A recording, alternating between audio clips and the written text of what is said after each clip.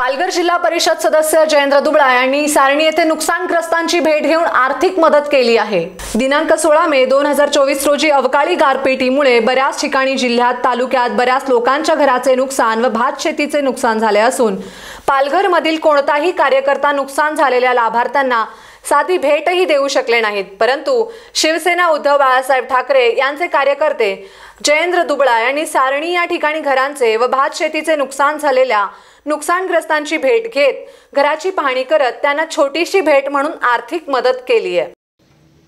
तुमचं नाव काय? सुनील वसंत डगला। जोरात सांगा जरा। सुनील वसंत डगला। गावाचं नाव? सारणी पाटीलपाडा।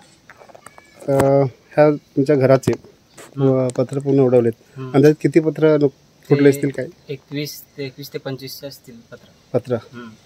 चावल भिजले, तांदूळ भिजलेत का? बाकी भात शेतीचे नुकसान वगैरे ते दुसरीकडे नेऊन ठेवलं। फिरी टीव्ही काय ते नुकसान झालं? अच्छा अच्छा। काय तुमची अपेक्षा? शासनाकडनं काय मागणी करतील? मागणी म्हणजे असंच आहे, काय थोडा भरपाई भेटले तर बरं होईल। तुमचं नाव काय? जयराम। पूर्ण नाव सांगा। जयराम बारक्या खरपडे। गावाचं नाव? सारणी।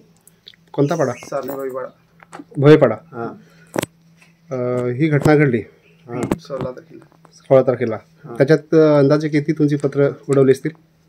50 किंवा 50 असतील, म्हणजे सगळे 50 आहे, त्यातली थोडीफार वाचली असती, म्हणजे 40च्या आसपास। 40च्या आसपास पूर्ण गेले पत्र।